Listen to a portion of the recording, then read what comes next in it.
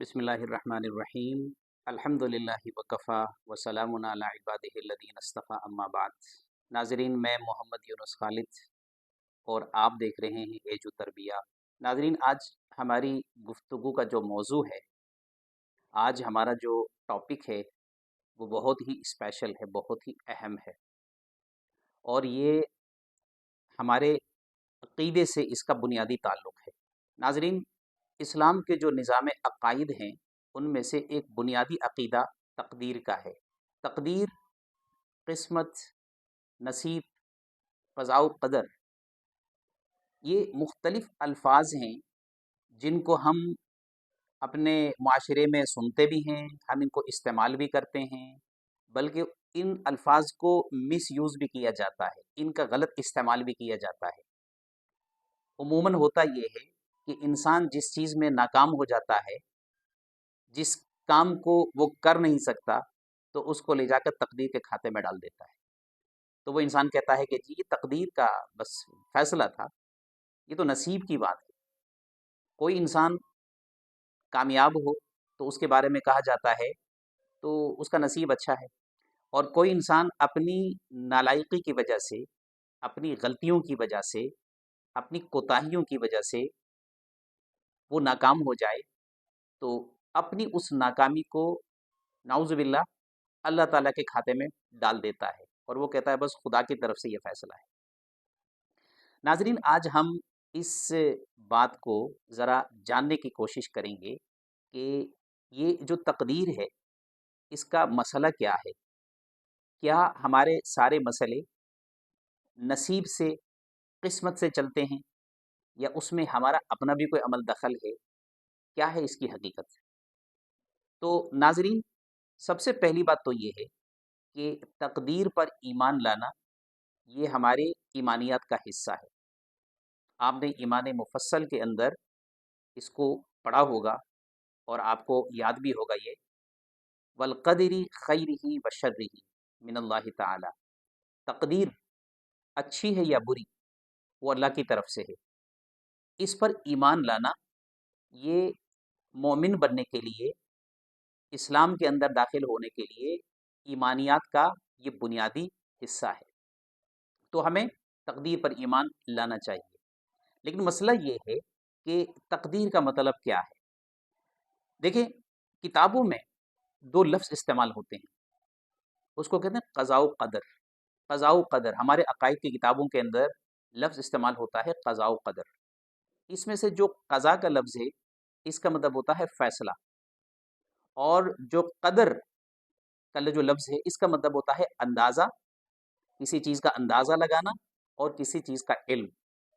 तो जो हमारी जो तक़दीर है ना जी, जिसको हम कभी किस्मत से, कभी नसीब से, कभी तक़दीर से हम अ, इसको ताबीर कर रहे होते हैं, हकीकत में ये सब चीज़ें एक ही हैं। लेकिन इनकी तफ़सील के अंदर और इनकी जो हकीकत है, इनको समझने में हमसे गलती हो जाती है और हम अपनी कोताही को भी बसा औक़ात तक़दीर के खाते में डाल के हम आराम से सो जाते हैं और सुकून कर लेते हैं।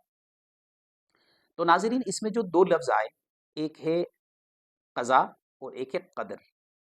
क़ज़ा अल्लाह ताला के वो फ़ैसले हैं जो तकवीनी तौर पर अल्लाह ताला ने कर रखे हैं।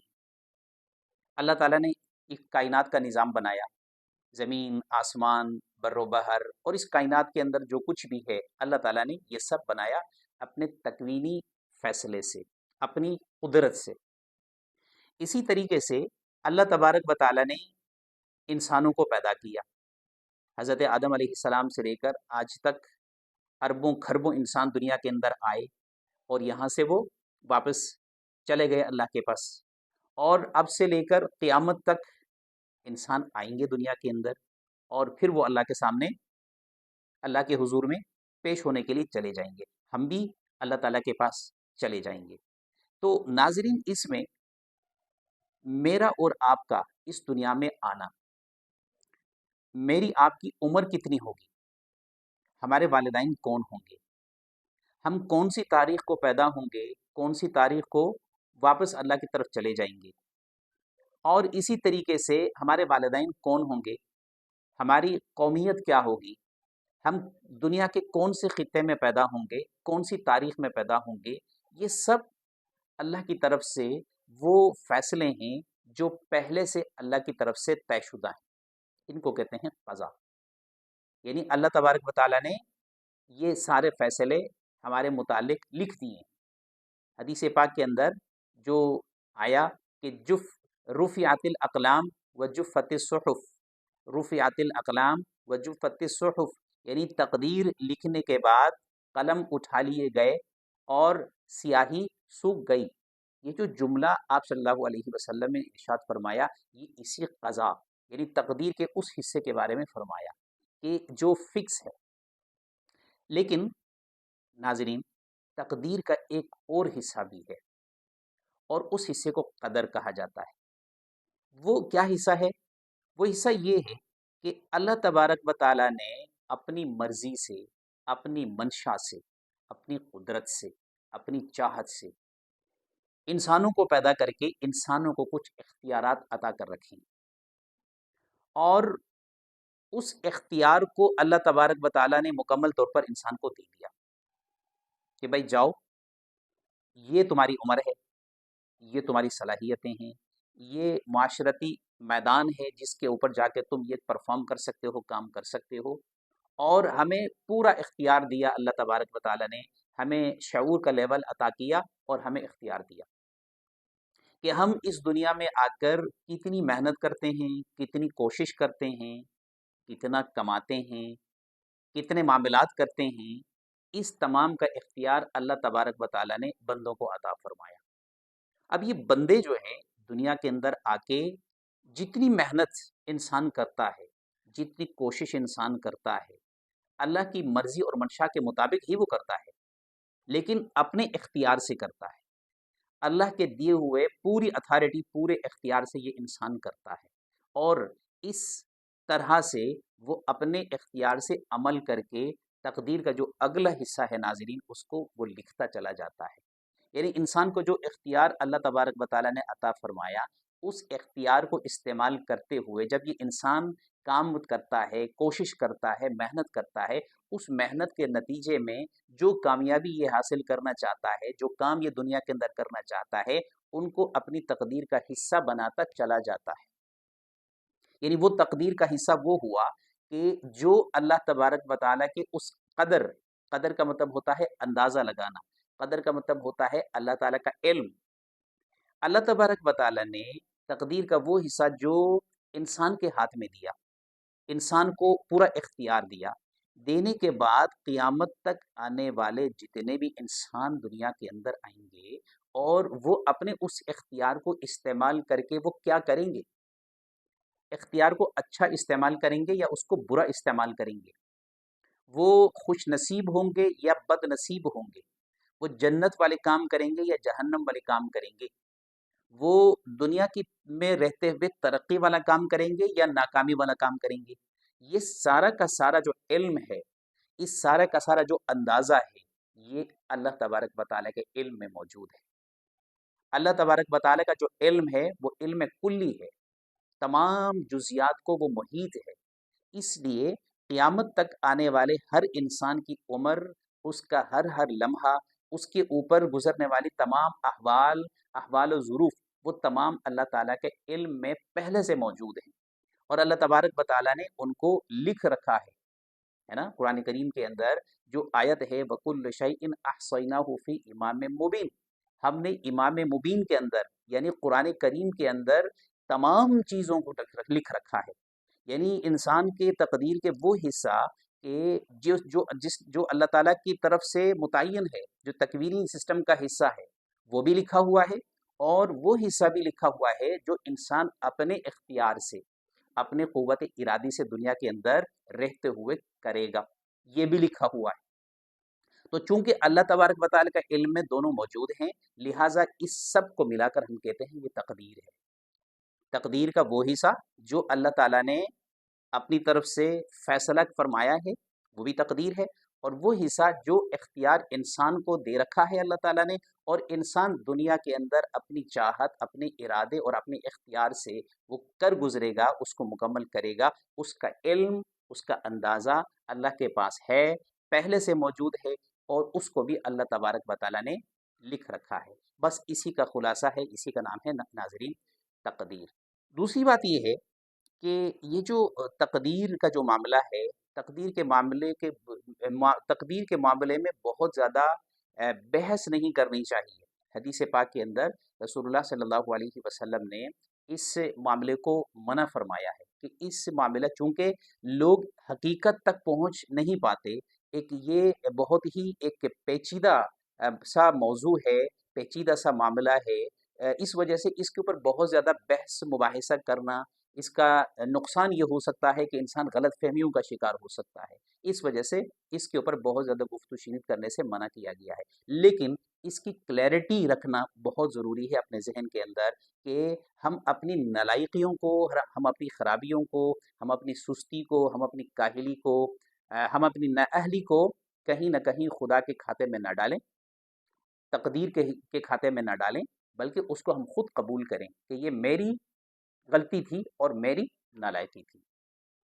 اور یہی وجہ ہے ناظرین کہ اللہ تبارک و تعالی نے انسان کو مکلف بنایا۔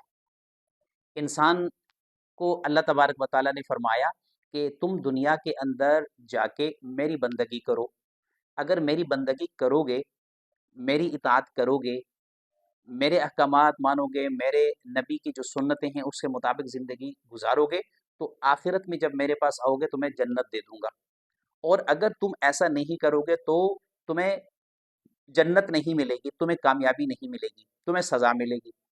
اب یہ جو سلسلہ ہے، یعنی جزا و سزا اسی وقت ممکن ہے ناظرین کہ جب اس انسان کو پورا اختیار حاصل ہو، یعنی اس کو پورا اختیار دیا گیا ہو۔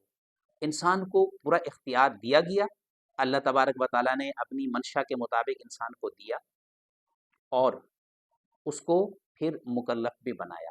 تو اس سے بھی ہمیں پتہ چلتا ہے کہ اللہ تبارک و تعالیٰ نے کچھ چیزوں کے اندر جن کو ہم کر سکتے ہیں، ہر وہ کام جس کو ہم کر سکتے ہیں، اللہ تبارک و تعالیٰ نے اس کے اندر ہمیں اختیار دے رکھا ہے۔ ہر وہ کام جو ہمارے بساط سے، ہماری حیثیت سے باہر ہے نا، تو وہ ہم نہیں کر سکتے، لہٰذا وہ ہماری اس تقدیر کا حصہ ہے جو اللہ کی طرف سے متعین ہے۔ اسی وجہ سے کہا جاتا ہے کہ تقدیر کے دو حصے ہیں، ایک ہے تقدیر مبرم، اور ایک کو کہا جاتا ہے ناظرین تقدیر معلق۔ تقدیر مبرم اٹل ہے، اللہ تعالیٰ اٹل فیصلہ ہے۔ وہ شروع والا حصہ میں نے بتا دیا کہ اللہ نے اپنے تکوینی نظام کے تحت کچھ فیصلے خود کر رکھے ہیں، یعنی خود ہی اللہ تعالیٰ نے ہمارے متعلق بہت سارے فیصلے کر رکھے ہیں، اور وہ جو فیصلے کر رکھے ہیں وہی تقدیر مبرم ہے، یعنی مضبوط، اٹل۔ اور ایک ہے تقدیر معلق۔ تقدیر معلق کا مطلب تقدیر کا وہ حصہ جس کو معلق کا مطلب ہوتا ہے لٹکا ہوا ہونا، لٹک جانا، یعنی وہ اگر انسان یوں کرے گا تو یہ ہوگا، یوں کرے گا تو ایسا ہوگا، ہے نا۔ بیماری ہے، اگر یہ انسان علاج کروائے گا تو اس کو صحت ملے گی، اور اگر علاج نہیں کروائے گا تو اس کی بیماری کے اندر اور اضافہ ہوگا، ہے نا۔ یہ جو اختیار انسان کے پاس ہے اس کو کہتے ہیں تقدیر معلق۔ محنت کرے گا تو ترقی کرے گا، محنت نہیں کرے گا تو ناکامی کی طرف چلا جائے گا، یہ ہے تقدیر معلق۔ تو تقدیر مبرم اور تقدیر معلق، یہ تقدیر کی دو قسمیں ہیں، اور تقدیر کے اوپر بہت زیادہ بحث مباحثہ غیر ضروری طور پر اس کے اندر انوالومنٹ نہیں ہونی چاہیے۔ کسی سمجھدار انسان سے اگر آپ تقدیر کے مسئلے کو سمجھنے کے لیے، کلیئرٹی کے لیے آپ اسے ڈسکس کرنا چاہیں، سمجھنا چاہیں، پڑھنا چاہیں، وہ ایک الگ چیز ہے، لیکن بلا وجہ اس بحث میں نہیں پڑھنا چاہیے۔ حضرت علی المرتضیٰ رضی اللہ تعالی عنہ سے کسی شخص نے سوال کیا کہ امیر المؤمنین بتائیے تقدیر کیا ہے؟ تو آپ نے فرمایا کہ دیکھو، اس میں مت پڑھو، یہ ایک اندھیری راہ ہے۔ اس شخص نے پھر سوال کیا کہ امیر المؤمنین بتائیے تقدیر کیا ہے؟ انہوں نے کہا دیکھو، یہ ایک اتھاہ سمندر ہے، ایک گہرا سمندر ہے، اس میں کود مت پڑو، تم ڈوب جاؤ گے۔ उस शख्स ने तीसरी मरतबा फिर इसरार किया कि अमीरुल मोमिनीन बताइए तकदीर क्या है। तो हज़रत अलीउल मुर्तज़ा रज़ी अल्लाह ताला अन्हु ने फरमाया कि देखो भाई, तकदीर अल्लाह का राज है, अल्लाह का एक पोशीदा, अल्लाह का एक मख्फी राज है, और अल्लाह ताला इसको मख्फी रखना चाहते हैं, उसकी खोज में तुम मत पड़ो। तो इससे हमें ये पता चलता है नाज़रीन कि हमें तकदीर के ऊपर बहुत ज़्यादा कॉन्शियस इस हवाले से नहीं होना चाहिए कि हम खोज लगाएं, है ना। तकदीर पर इजमाली ईमान लाना ये हमारी ईमानियत का हिस्सा है। वलक़दर खैरिही व शर्रिही मिनल्लाहि ताला, तकदीर अच्छी या बुरी, है ना, ये अल्लाह की तरफ से है और उसको हमें मान लेना है, उसको हमें एक्सेप्ट करना है। हम किसी अमीर घराने में पैदा हुए, हम किसी अ, गरीब घराने में पैदा हुए, ये अल्लाह का फैसला है, क्योंकि ये दुनिया दारुल इम्तिहान है। अल्लाह ताला ने अमीर को भी इम्तिहान के लिए इस दुनिया के अंदर भेजा है, और उस गरीब से भी किसी न किसी तरीके से इम्तिहान लिया जा रहा है, दोनों का इम्तिहान हो रहा है। और ये अल्लाह का फैसला है कि किसको अमीर बनाकर इम्तिहान लेना है, किसको गरीब के घर में पैदा करके इम्तिहान लेना है। तो उसमें हमें अल्लाह के उस फैसले के ऊपर खुदा न खास्ता कहीं कोई बात करना और उसके ऊपर बहस करना, ये ठीक नहीं है। उस पर ईमान लाना चाहिए। तकदीर अच्छी है या बुरी है, हमें उसके ऊपर ईमान लाना चाहिए। लेकिन जो तकदीर मुअल्लक़ है, वो तकदीर मुअल्लक़ इंसान के हाथ में है। इंसान की कोशिशों से वो तकदीर लिखी जाती है, और ये तकदीर अल्लाह के इल्म का हिस्सा है, अल्लाह के जो है इल्म का हिस्सा है, अल्लाह के कदर का हिस्सा है। तो नाज़रीन, ये कुछ खुलासा है तकदीर के हवाले से। अल्लाह तबारक व तआला मुझे भी तकदीर के मसले को दुरुस्त नहज पर समझने की तौफ़ीक़ अता फ़रमाए, और आपको भी इसका क्लियर कट इल्म अता फ़रमाए, और गैर ज़रूरी तौर पर हम इस बहस के अंदर पढ़ने की ज़हमत ही ना करें। अल्लाह तबारक व तआला आप सबका हामी व नासिर हो, आप सबको खुश रखे। मोहम्मद यूनुस खालिद को इजाज़त दीजिए। हमारा एजू तरबिया का जो चैनल है, इसके अंदर दीनी हवाले से और इस्लामिक पेरेंटिंग के हवाले से, इसी तरीके से माइंड साइंसेज़ के हवाले से, सेल्फ डेवलपमेंट के हवाले से, और इस तरह के अहम मौज़ूआत के ऊपर रिसर्च बेस्ड कंटेंट यहाँ पर पेश किया जाता है। अगर आप ये सब कुछ देखना चाहते हैं, पढ़ना चाहते हैं, सुनना चाहते हैं, तो ज़रूर हमारे इस चैनल को सब्सक्राइब कीजिए, और इस जो यूट्यूब ये जो वीडियो है, इसको भी अपने दोस्तों के साथ शेयर कीजिए। अल्लाह ताला आपका हामी नासिर हो। अस्सलामु अलैकुम व रहमतुल्लाह।